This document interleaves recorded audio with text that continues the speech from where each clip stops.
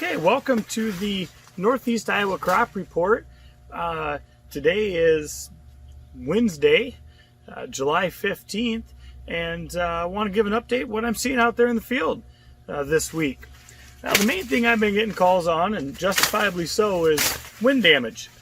We've had 3 or 4 different storms come through in the last week in different areas. Today I'm down by the Starmont School, south of Arlington, west of Strawberry Point, and looking at some down corn. So I guess there's a lot of different reasons that can cause down corn. Obviously wind is what causes it, but it can be soil paction, nutrient deficiency, genetic disposition, plant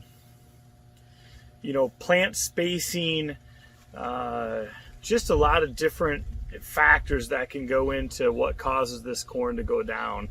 Some row orientation, whether it's north-south or east and west, that has definitely a factor in whether or not corn can go down. And one of the main things is actually stage of development. So if that corn's further along in its development and getting closer to tassel, it'll have more brace roots, which will firm that up, versus earlier corn. In its development stage, that V13 to V15 can be a very dangerous time for that corn. Another thing that definitely makes a difference is whether or not the rain came and we got saturated ground and then wind came, which those roots can dislodge or lodge more. But in this particular situation, this is a corn-on-corn field where the grower utilized insecticide, and wanted to get out here and see if it was just a genetic deal, if it was, because the other thing, in this area there wasn't a lot of down corn, but this field there was, so I came out here. Ooh, and look at there he is. I'll give you a little clue a little bit. I don't know, he's gonna fly away, but there he goes. Right on that leaf you'll see a corn rootworm beetle. Awful early to see a beetle like that that has emerged. I am seeing a few of them out here, so if I dig a root up,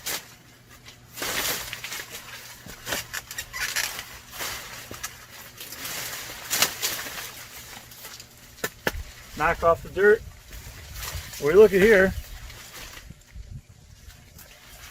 I hope you can see that or not, essentially, as you can see, no roots whatsoever, which is obviously a big deal. Here I can show you a row here that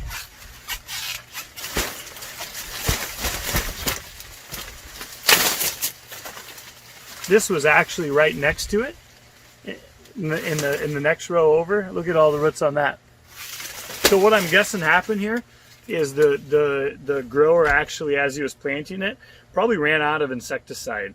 And I'm going to get the drone up here in a second, and I'm guessing there'll be a pattern that we'll be able to see. So the reason I wanted to show this is a good example of why we need to get out. Even if it's lodged, we really got to get out there, take a look, make sure we don't have any rootworm problems, and try to diagnose exactly what's going on there.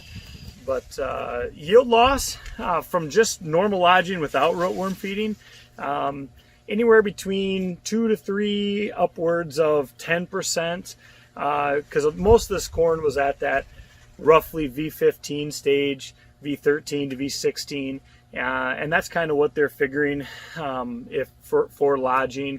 The main thing is that it's going to erect itself by the time tasseling happens next week. Still should be able to get pollination. I'm getting that question a lot. And then the thing that's not really quantifiable right now is come harvest. It is going to be hard to harvest corn like this, and so what's the field loss going to be from harvestability? That's just that's a factor too. So anyway, good news is all this corn is going to stand up, and it should go through the flowering process and put on yield. It's just a matter of getting it and dealing with gooseneck corn. So that's the crop report here. Like I said, south of Starmont School today. My name is Nick Benson. If you do like these reports, like them, share them.